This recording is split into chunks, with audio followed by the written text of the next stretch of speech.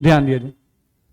हम लोग देखें अगर, तो हम लोग का टॉपिक था यहां से factors affecting rate of absorption.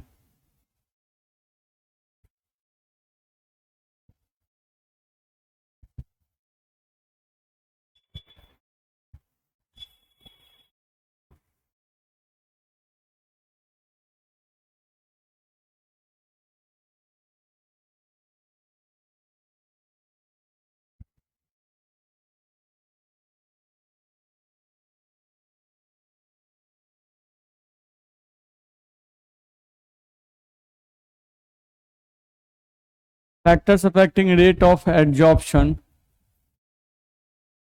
Factors affecting rate of absorption of gases on the surface of solid।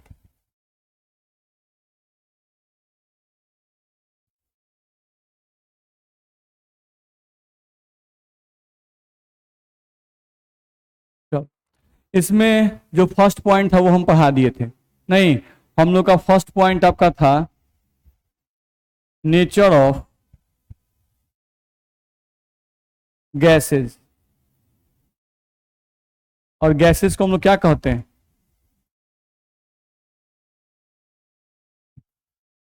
Adsorbate. नहीं, तो नेचर ऑफ गैसेस के बारे में हम आपको पढ़ा दिए थे। हम बता दिए थे कि जिस गैसेस के केएच का मान, जिन गैसेस के केएच का मान कम होता है वो गैसेस आसानी से सॉलिड के सरफेस पर चिपक जाती हैं। ये हम लोग बता दिए थे। दूसरा हम लोग को इसमें देखना है nature of solid.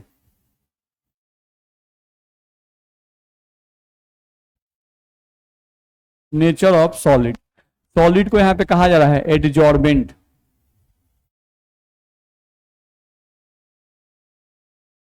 Nature of solid की हम लोग बात कर रहे हैं। तो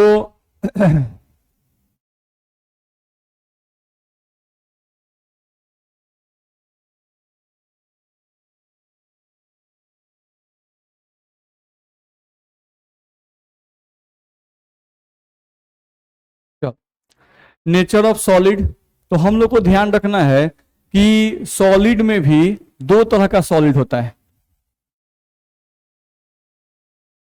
यहां पर एक सॉलिड जिसको हम लोग कह रहे हैं नॉर्मल सॉलिड,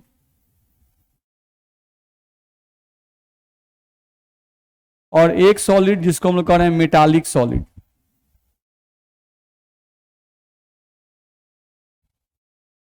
ध्यान रखना है, मेटालिक सॉलिड में जनरली हम लोग क्या आते हैं इसमें ट्रांजिशन मेटल। नॉर्मल सॉलिड का मतलब हुआ जैसे आपका वुड, चारकोल, ध्यान रखना है, प्लास्टिक, थर्मोकॉल, ये सब हम लोग के नॉर्मल सॉलिड हो गए। तो नॉर्मल सॉलिड जो हैं ये adsorb those gases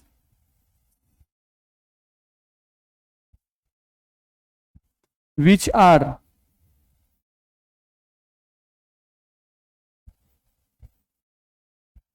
easily liquefiable।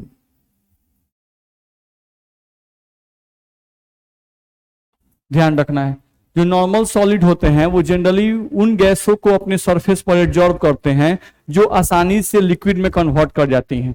ध्यान रखना है। जबकि मेटालिक सॉलिड जो हैं absorb those gases which are not easily liquefiable।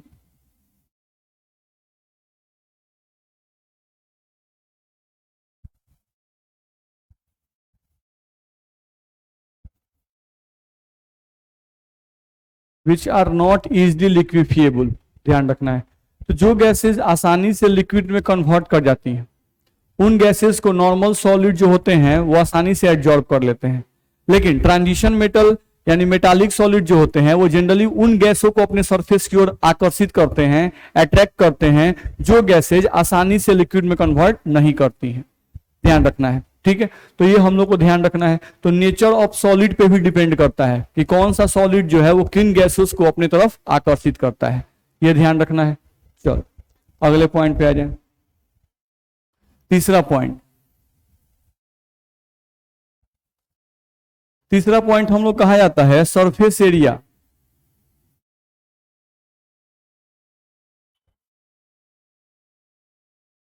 Of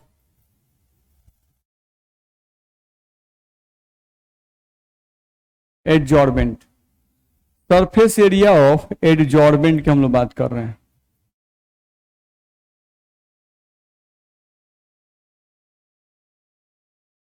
देखें तो ये बात हम लोग पहले से भी जानते हैं, क्या भाई, कि अगर सरफेस एरिया ज्यादा होगा, अगर सरफेस एरिया ज्यादा होगा नहीं तो हम लोग का एब्जॉर्प्शन का जो रेट होगा वो भी क्या होगा, ज्यादा होगा।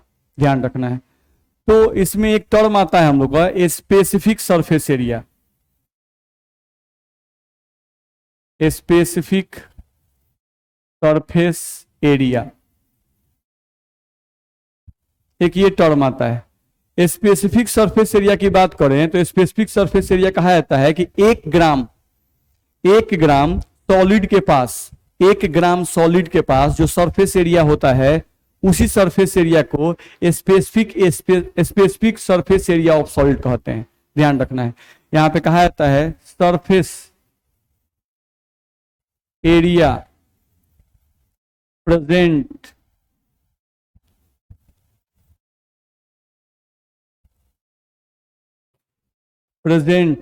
surface area present on a solid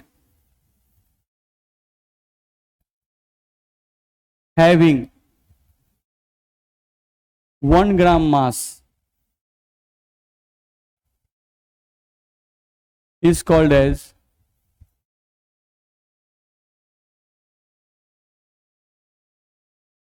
a specific area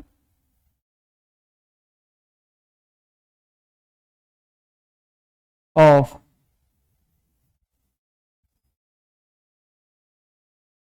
adsorbent. ध्यान रखना है, जैसे हम लोग एक सॉलिड लेते हैं, इस सॉलिड का मास 1 ग्राम है, ठीक है। सेम इसी सॉलिड का आप छोटा सा टुकड़ा ले रहे हैं, इसी सॉलिड को छोटे छोटे टुकड़ों में तोड़ दिए हैं,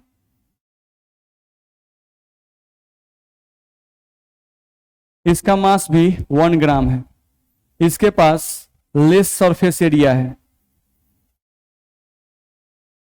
लेस सरफेस, यहां हम बोले ऐसे लेस स्पेसिफिक सरफेस एरिया या लेस स्पेसिफिक एरिया, और इसके 1 ग्राम के पास मोर स्पेसिफिक एरिया है।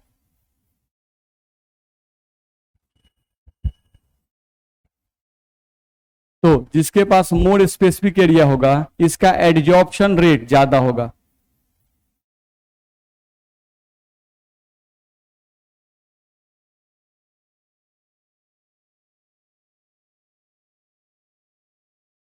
और लेस स्पेसिफिक एरिया है तो इसका एडजॉर्प्शन रेट जो होगा वो लो होगा।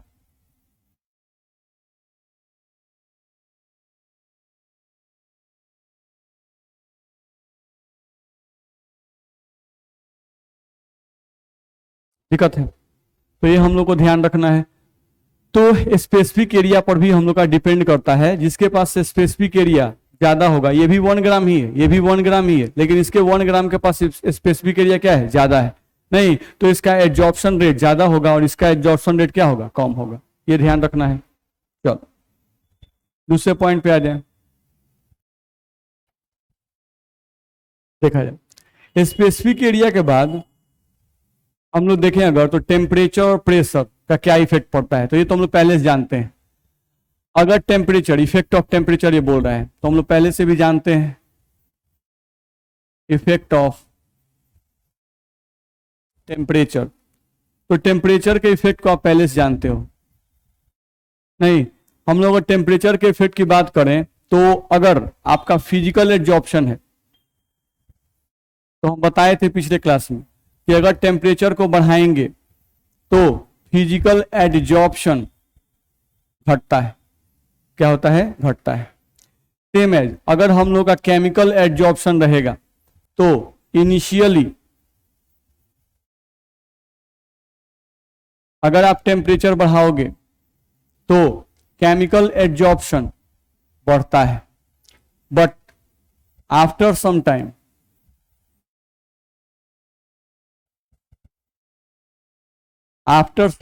अगर आप टेम्परेचर बढ़ाते रह जाओगे तो केमिकल एडजॉर्प्शन का वैल्यू घटेगा। तो ये भी हम लोग पहले देख चुके हैं। ठीक, साथ अगला आता है इफेक्ट ऑफ प्रेशर।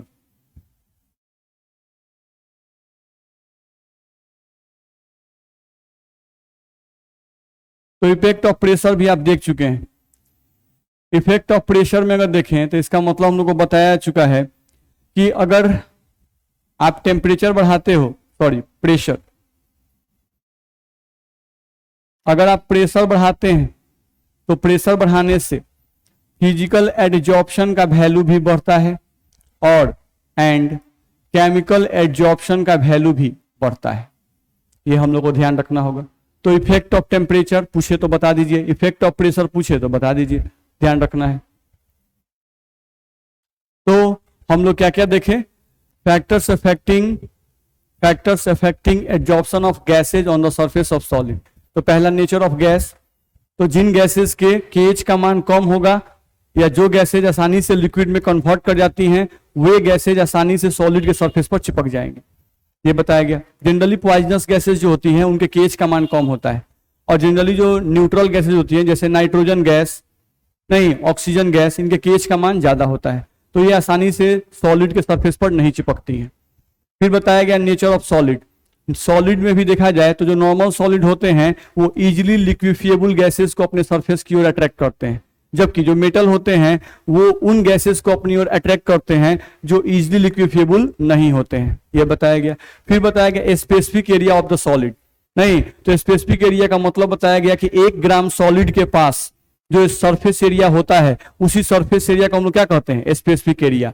तो जिस सॉलिड के पास स्पेसिफिक एरिया ज्यादा होगा वो सॉलिड का एडजॉर्प्शन करने का रेट ज्यादा होगा, ये बताया गया। फिर हम लोग को यहां से बताया गया स्पेसिफिक एरिया के बाद इफेक्ट ऑफ टेम्परेचर। तो उससे बताया गया कि अगर टेम्परेचर बढ़ाओगे तो फिजिकल एडजॉर्प्शन का वैल्यू घट जाएगा। केमिकल एडजॉर्प्शन केस में अगर टेम्परेचर बढ़ाओगे तो शुरू में केमिकल एडजॉर्प्शन बढ़ता है, लेकिन आफ्टर सम टाइम अगर टेम्परेचर आप कंटिन्यूअसली देते रहोगे तो केमिकल एडजॉर्प्शन का वैल्यू घट जाएगा, ये बताया गया था। फिर इफेक्ट ऑफ प्रेशर, तो प्रेशर बढ़ाने से चाहे वो फिजिकल एडजॉर्प्शन हो चाहे वो केमिकल एडजॉर्प्शन हो, दोनों का वैल्यू क्या होता है? बढ़ जाता है। ठीक है, यही हम लोग को बताया गया। अगला हम लोग देखें अगर तो हम लोग को लिखा हुआ है रेट ऑफ एडजॉर्प्शन। देखते हैं रेट ऑफ एडजॉर्प्शन क्या है भाई।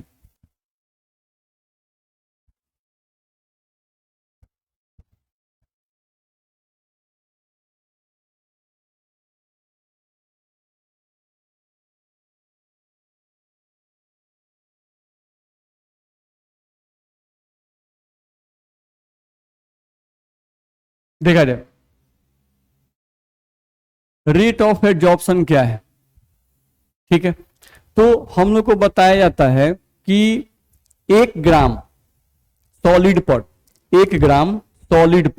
या यूनिट मास ऑफ सॉलिड पर, 1 ग्राम बोले या यूनिट मास ऑफ सॉलिड पर गैसेस, जितने गैसेस का मास चिपकता है, जितने गैसेस का मास चिपकता है, नहीं, या जितने गैसेस का वेट चिपकता है, ध्यान रखना है, उसी को हम लोग क्या कहते हैं? रेट ऑफ एडजॉर्प्शन, ध्यान रखना है।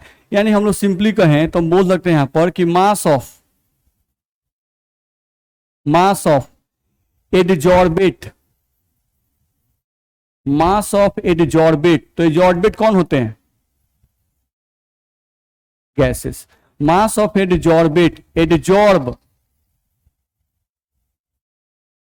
एडजॉर्ब्ड ऑन यूनिट मास,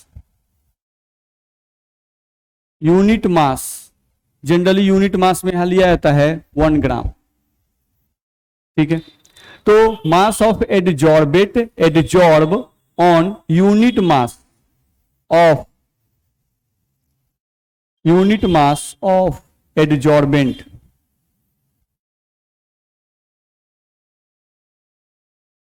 और यहां पर एडजॉर्बेंट हम किसको मान रहे हैं?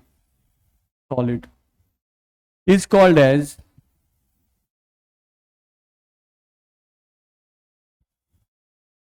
Rate of adsorption.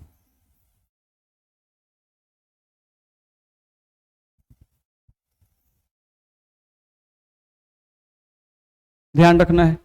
नहीं, हम लोगों को यहां से दो सॉलिड दिया गया, ये आपका सॉलिड ए है, ये आपका सॉलिड बी है।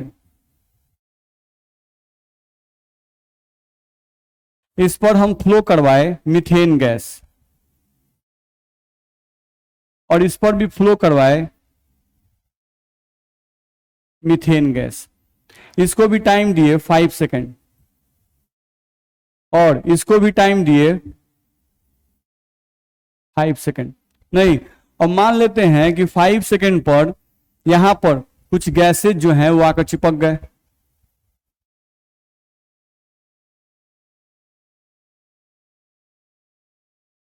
यहां पर भी कुछ गैसेज चिपक गए इस तरह से, ठीक है।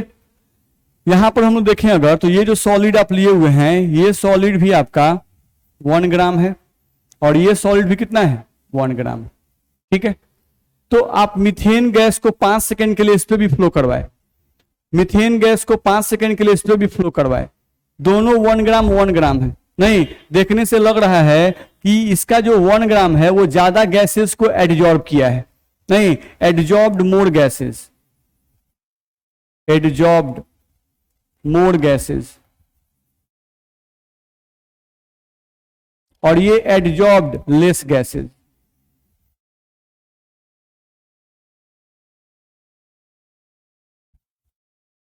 तो ये ज्यादा गैसेस को एडजॉर्ब किया है, तो इसका रेट ऑफ एडजॉर्प्शन यानी कि ज्यादा है।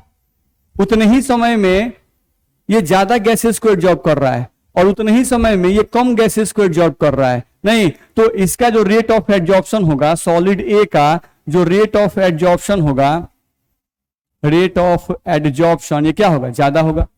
नहीं, और जो सॉलिड बी होगा, इसका कोई बोले तो इसका रेट ऑफ एडजॉर्प्शन क्या होगा?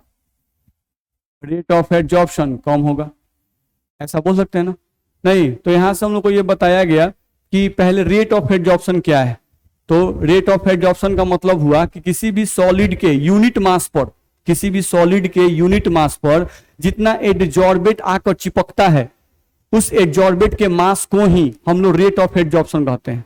नहीं, तो रेट ऑफ एडजॉर्प्शन का मतलब हुआ कि कितना गैस का मास चिपका।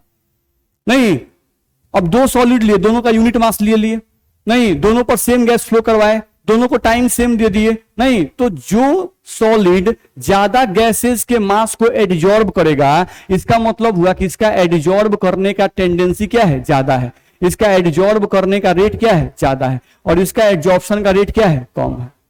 दिक्कत है? नहीं, तो ये हम लोग को बताया गया। देखा जाए,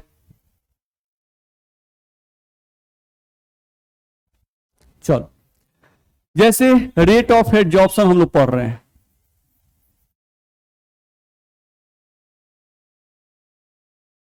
हम लोग पढ़ रहे हैं रेट ऑफ एडजॉर्प्शन, ठीक है। अब देखो, तो हम यहां से मान लेते हैं कि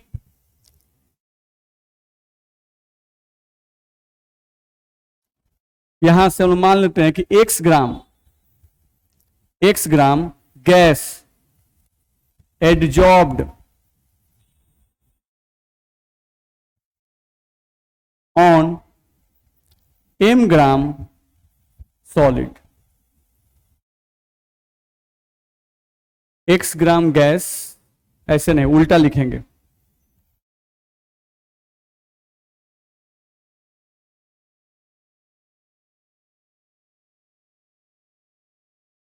on m gram solid x gram gas is adsorbed. हम मान लिए कि m ग्राम सॉलिड पर x ग्राम गैस जो है वो क्या हो गया? एडजॉर्ब हो गया।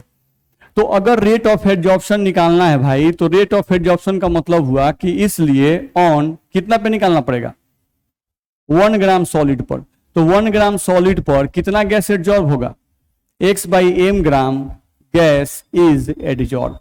यानी कि अगर कोई पूछता है कि भाई रेट ऑफ एड्जॉर्प्शन का फॉर्मूला क्या होगा, तो रेट ऑफ एड्जॉर्प्शन का हम लोग का फॉर्मूला यहां से दिया गया है x/m, नहीं, जहां पर x है मास ऑफ गैस बट्टा m है मास ऑफ सॉलिड। ध्यान रखना है। तो अगर रेट ऑफ एड्जॉर्प्शन का कोई फॉर्मूला हमसे पूछता है तो हम लोग बता सकते हैं x/m, यानी मास ऑफ गैस और मास ऑफ सॉलिड का रेशियो हम लोग ले लें तो हम लोग क्या निकल जाएगा, रेट ऑफ एड्जॉर्प्शन निकल जाएगा। ठीक है, तो वही हम लोग को यहां से बताया गया है। अगले पॉइंट पे आ जाए, देखा जाए। अगला हम लोग देखें अगर, तो हम लोग को ग्राफ खींचा गया है, रेट ऑफ एड्जॉर्प्शन और टेम्परेचर के बीच में ग्राफ खींचा गया है। ग्राफ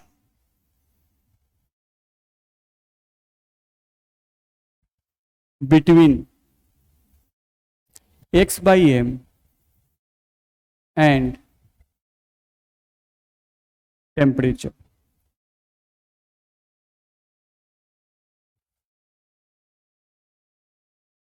समझो, x/m यानी कि रेट ऑफ एड्जॉर्प्शन और टेम्परेचर के बीच में ग्राफ हम लोग खींचा गया है। चलो, तो हम लोग ग्राफ खींच सकते हैं, देखा जाए।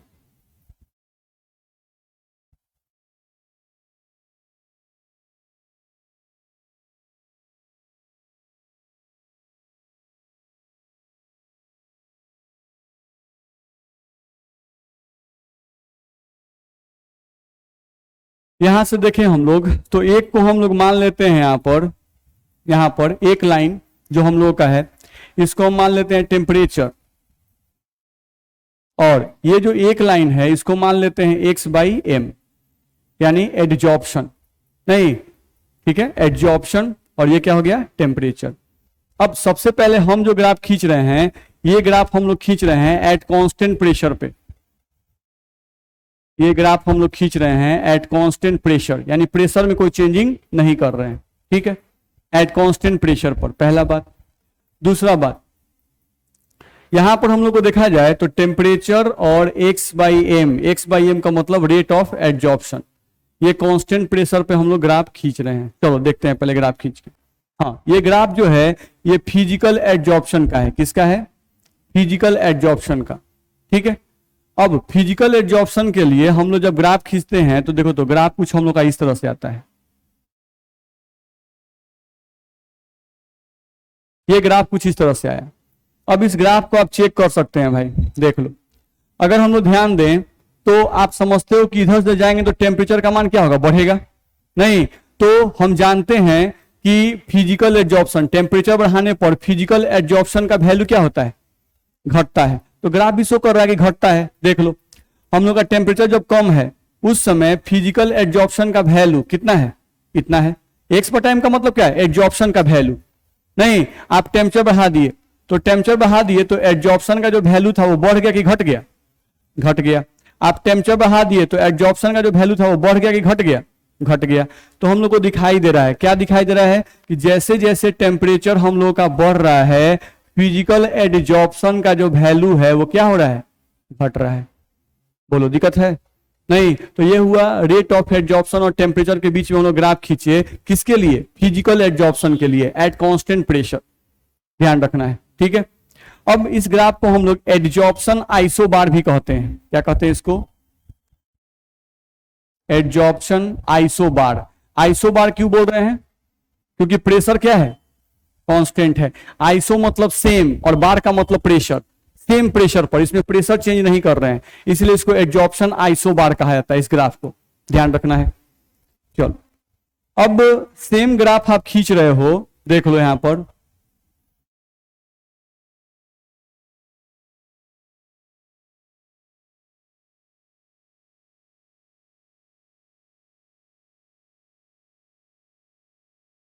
यहां पर देखें हम लोग, अब सेम ग्राफ हम लोग खींच रहे हैं अब केमिकल एड्जॉर्प्शन के लिए।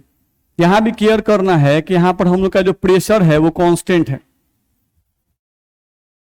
ठीक है। और ये जो ग्राफ हम लोग खींच रहे हैं वो किसके लिए, केमिकल एड्जॉर्प्शन के लिए।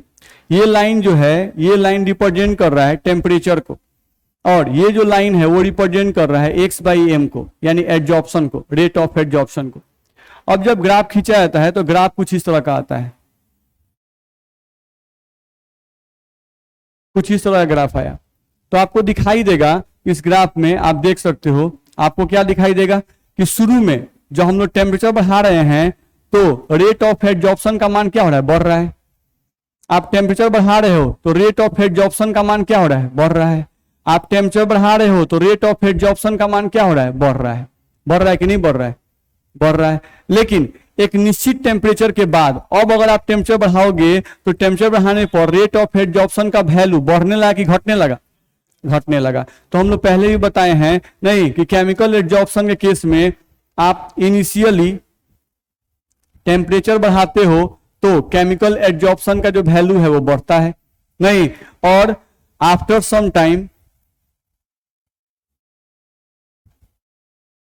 सम टाइम अगर आप टेम्परेचर को कंटिन्यूली बढ़ाते रहोगे तो केमिकल एड्जॉर्प्शन का जो वैल्यू होगा वो क्या होगा, घटने लगेगा।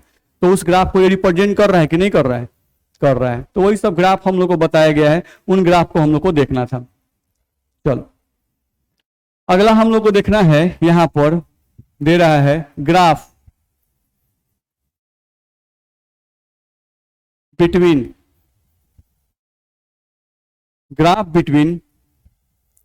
x/m यानी कि rate of adsorption and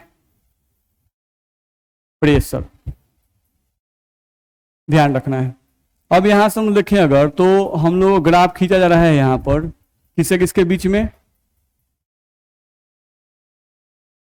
rate of adsorption और प्रेशर के बीच में ग्राफ खींचना है। यहां पर ऐड कर सकते हैं एट कांस्टेंट टेम्परेचर,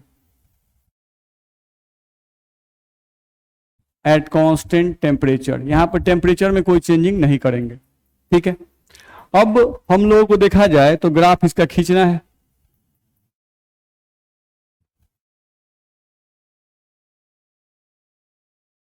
अब इसका ग्राफ हम लोग खींच सकते हैं, देखो तो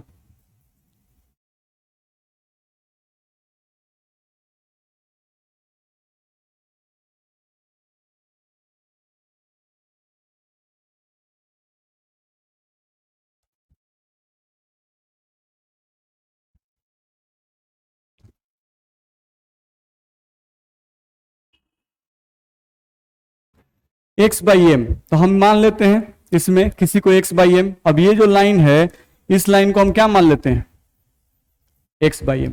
ये जो लाइन है तो क्या मान लें, प्रेशर, ठीक है। यहां पर आप टेम्परेचर क्या लिखे हो, कांस्टेंट। जब किसी ग्राफ को कांस्टेंट टेम्परेचर पे खींचा जाता है तो उस ग्राफ को आइसोथर्म कहा जाता है। आइसो मतलब सेम, और थर्मल, थर्म का मतलब होता है टेम्परेचर, सेम टेम्परेचर पर, ध्यान रखना है, ठीक है। तो ये हम लोग ग्राफ खींच सकते हैं।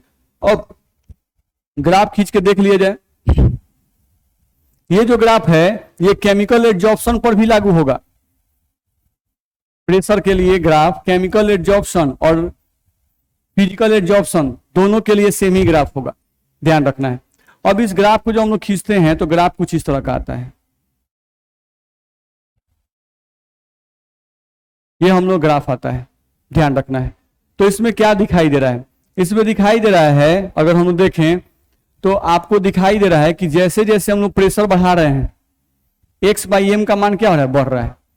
आप प्रेशर बढ़ा रहे हो तो x/m का मान क्या हो रहा है, बढ़ रहा है।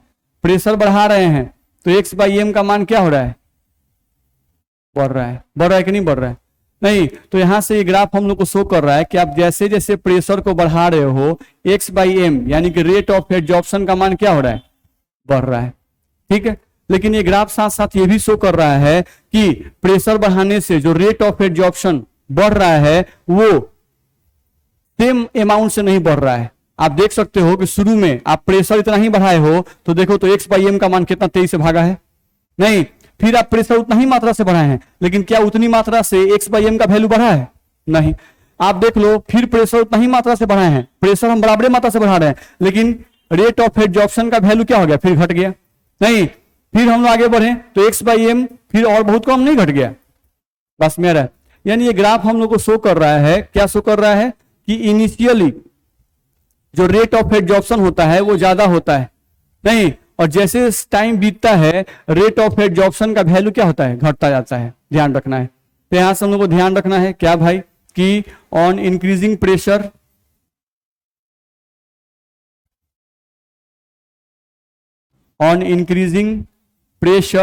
इनिशियली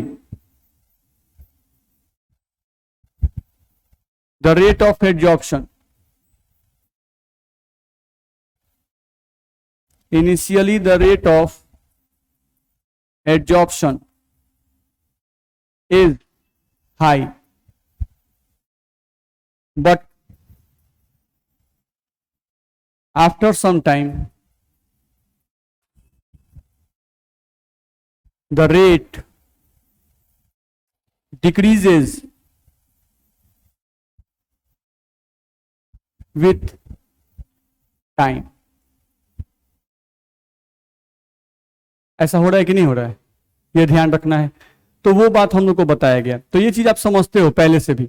हाँ, आपको पहले भी एग्जाम्पल से बताए थे कि आप कोई भी बर्तन ले लो और इस बर्तन में आप मान लो कोई पिस्टन लगा दो। यहां पर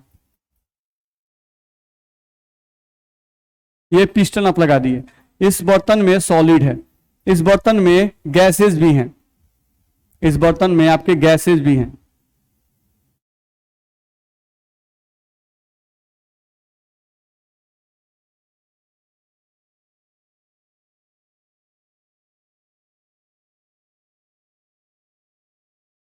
ठीक है, इस बर्तन में गैसेस भी हैं।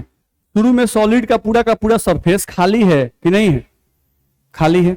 तो शुरू में आप थोड़ा भी प्रेशर लगाओगे नहीं, तो गैसेस को चिपकने के लिए सॉलिड पर जगह खोजना है क्या? नहीं, पूरा जगह खाली है।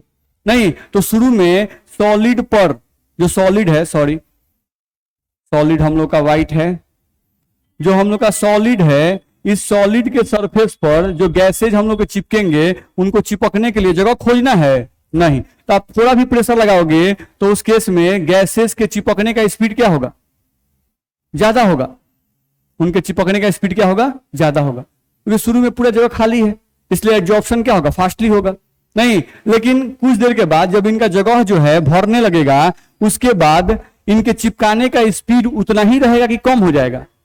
कम हो जाएगा। उनके चिपकाने का स्पीड क्या हो जाएगा? कम हो जाएगा। यानी रेट ऑफ एब्जॉर्प्शन क्या होगा? डिक्रीज कर जाएगा। डिक्रीज करेगा कि नहीं करेगा? डिक्रीज करेगा। तो वही हम लोग को ध्यान रखना है, तो वही चीज हम लोग को यहां से बताया गया। दिक्कत है? चलो दूसरे पॉइंट पे आ जाए।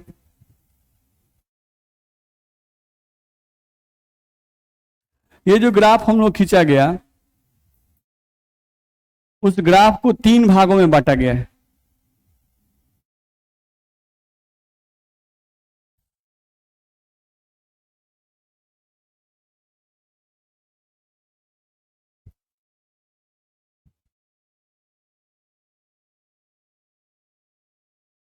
ये जो ग्राफ है, थोड़ा सा ठीक से लिखा जाए।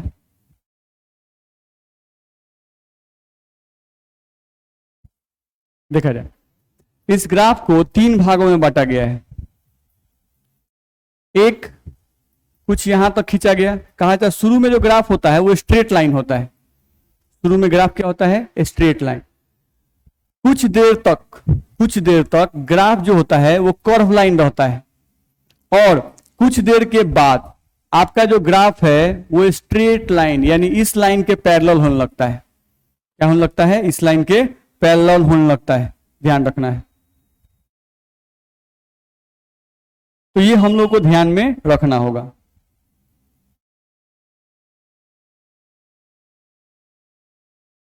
देखा जाए, अब हम लोग अगर ध्यान दें यहां पर, तो क्या कह रहा है इस ग्राफ में? शुरू में ग्राफ क्या है? Straight line. चलो हम यहां से बोल रहे हैं कि इनिशियली या एट इनिशियल प्रेशर,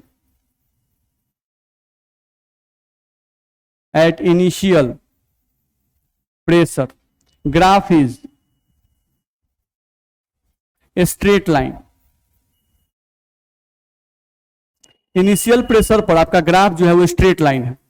तो अगर आपका ग्राफ स्ट्रेट लाइन होता है तो स्ट्रेट लाइन का मतलब होता है कि जितना अमाउंट से आप प्रेशर बढ़ाओगे भाई, उतना ही अमाउंट से रेट ऑफ एब्जॉर्प्शन बढ़ेगा। स्ट्रेट लाइन का ही मतलब होता है जितना अमाउंट से ये बढ़ाओगे उतना ही अमाउंट से ये भी बढ़ेगा। बात समझ में आ रहा है? नहीं तो at initial pressure graph is straight line, that is, इसका मतलब हुआ कि इनिशियल प्रेशर पर x बाई एम, ये x बाई एम का लाइन है और ये लाइन प्रेशर का है। नहीं तो x by m directly proportional to pressure, initial pressure पर। नहीं, x by m directly proportional to pressure, यानी जितना प्रेशर बढ़ाओगे x बाई एम उसी हिसाब से बढ़ेगा। प्रेशर 2 गुना तो रेट ऑफ एब्जॉर्प्शन भी 2 गुना, प्रेशर 4 गुना तो रेट ऑफ एब्जॉर्प्शन भी 4 गुना। दिक्कत है? और इसे दोनों हाथ से पकड़ के आंख खोलना पड़ रहा है तुमको, मुंह बंद कर लिया है, आंख भी धीरे धीरे ढक रहा है। ये चैप्टर आसान है और साथ साथ बोरिंग भी है। बात समझ में आ रहा है? लेकिन कीजिएगा वही से पढ़ना है।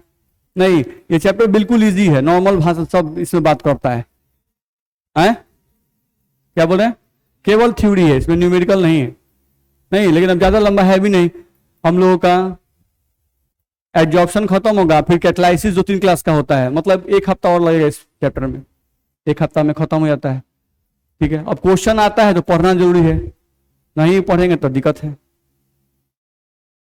देखा जाए, x by m directly proportional to pressure, तो यहां पे हम लोग बोलेंगे कि x by m is equals to k p, इसको हटा दिया गया और एक कांस्टेंट लगाया गया k और p।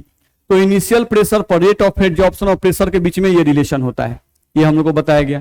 अब आ जाओ, अगर हाई प्रेशर की बात करते हैं, अभी मीडियम प्रेशर की बात नहीं कर रहे हैं हम लोग, अभी इसकी बात किए। ये हो गया आपका, ये जो था इसको हम लोग बोले थे इनिशियल प्रेशर पर, इनिशियल प्रेशर पर आपका ग्राफ स्ट्रेट लाइन था, इसकी बात कर रहे हैं। अब ये जो लाइन है, इस लाइन के बाद ये जो है, इसको हम बोल रहे हैं कि ये जो लाइन है वो कहां है? हाई प्रेशर पे। तो अगर आप हाई प्रेशर पर चेक करोगे भाई, तो थोड़ा चेक करो हाई प्रेशर पर, यहां पर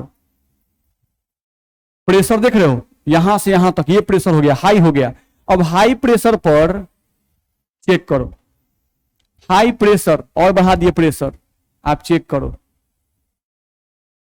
क्या हाई प्रेशर पर, यानी बहुत ज्यादा प्रेशर पर रेट ऑफ एब्जॉर्प्शन का वैल्यू बढ़ रहा है क्या? नहीं बढ़ रहा है। नहीं, तो यहां से हम लोग कहा गया कि अगर हाई प्रेशर की बात करें, एट हाई प्रेशर, तो हाई प्रेशर पर हम क्या कहें? x by m directly proportional to p का पावर 0, यानी प्रेशर पर डिपेंडेंट नहीं करता है। नहीं, आप प्रेशर कितना ही बढ़ा दीजिए, बाद में चलकर आप प्रेशर कितना भी, सॉलिड का पूरा सरफेस भर गया गैस से, अब हम कितना भी प्रेशर लगा दें तो क्या और गैस सॉलिड पर चिपक जाएगा? नहीं, ध्यान रखना है। तो हाई प्रेशर पर रेट ऑफ एब्जॉर्प्शन प्रेशर पे डिपेंड नहीं करता है, प्रेशर का पावर 0। इसका मतलब हुआ कि x by m is equals to k p का पावर 0। इसका मतलब हुआ x by m is equals to k, यानी कि x by m is equals to k का मतलब क्या हुआ? कांस्टेंट। यानी हाई प्रेशर पर रेट ऑफ एब्जॉर्प्शन का जो वैल्यू होता है वो कांस्टेंट जाता है, वो वैल्यू हम लोग का चेंज नहीं करता है, वही हम लोग को बताया गया। अब आते हैं मॉडरेट प्रेशर पर, ध्यान रखना है। अगर हम एट मॉडरेट प्रेशर की बात करते हैं,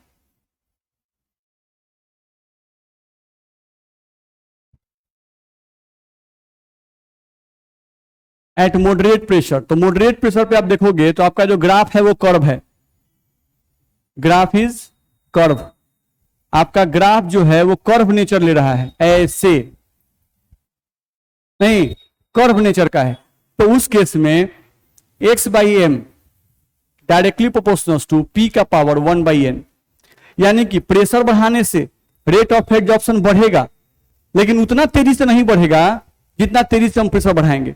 अगर प्रेशर 4 गुना बढ़ाएंगे तो रेट ऑफ एब्जॉर्प्शन 2 गुना ही बढ़ेगा, जबकि शुरू में क्या हो रहा था, जितना प्रेशर बढ़ा रहे थे रेट ऑफ एब्जॉर्प्शन उतना ही बढ़ रहा था। क्यों? क्योंकि शुरू में सॉलिड का सरफेस पूरा खाली था। पास में आ रहा है। तो मॉडरेट प्रेशर पर x by m directly proportional to p का पावर 1 बाई n, और इसी को लिखा गया x by m is equals to k p का पावर 1 बाई n।